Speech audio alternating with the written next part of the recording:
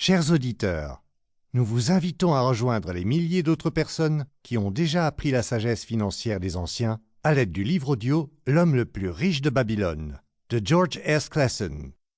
Babylone était la ville la plus riche de l'Antiquité parce que ses habitants attachaient de l'importance à la valeur de la monnaie et suivaient des principes économiques rationnels en matière de création de richesses, d'épargne et d'investissement afin d'atteindre l'abondance financière.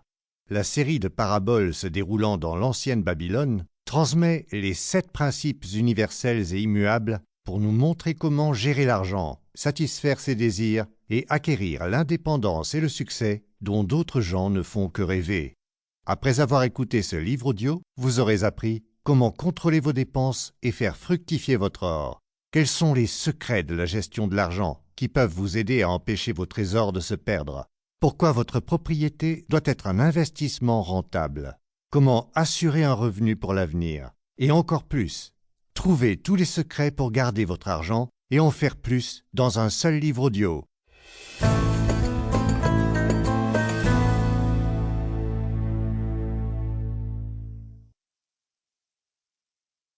Dans l'ancienne Babylone, vivait autrefois un homme très riche, nommé Arcade.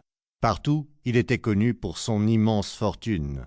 Il était également connu pour sa libéralité. Il était généreux dans ses actes de charité et envers sa famille. Il dépensait également généreusement pour lui-même. Néanmoins, chaque année, sa fortune s'accroissait plus rapidement qu'il ne la dépensait. Et un jour, certains de ses amis de jeunesse vinrent le trouver et demandèrent « Arcade, tu es plus fortuné que nous. Tu es devenu l'homme le plus riche de Babylone alors que nous luttons pour survivre. Tu peux porter les plus beaux atours et savourer les mets les plus rares, alors que nous devons nous contenter d'habits présentables pour nos familles et de les nourrir du mieux que nous le pouvons. Or autrefois, nous étions égaux, nous avons étudié chez le même maître, nous avons joué au même jeu, et ni aux études ni aux jeux, tu ne nous surpassais. Et entre-temps, tu n'as pas été un citoyen plus honorable que nous.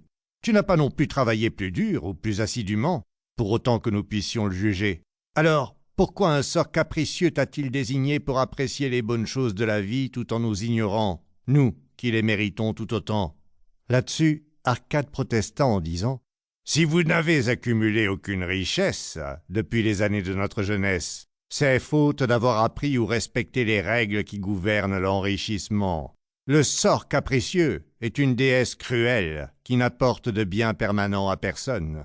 Au contraire, elle apporte la ruine à presque tous les hommes qu'elle couvre d'or immérité.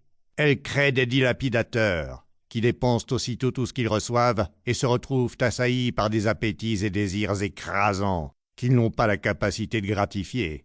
D'autres qu'elle favorise deviennent des avares qui thésaurisent leur fortune et craignent de la dépenser, conscients de ne pas posséder la capacité de la remplacer. Eux aussi sont assaillis par la crainte des voleurs et se condamnent à vivre une existence vide et de misère secrète. Il y en a probablement d'autres qui peuvent accepter de l'or immérité et le faire fructifier et continuer à être des citoyens heureux et contentés.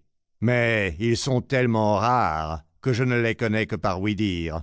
Songez aux hommes qui ont soudain hérité d'une fortune et voyez si ce que je dis n'est pas vrai. » Ses amis reconnurent qu'il avait raison quant aux hommes de leur connaissance qui avaient hérité de leur fortune. Ils le conjurèrent de leur expliquer comment il avait fait pour amasser une telle fortune. Aussi, il continua.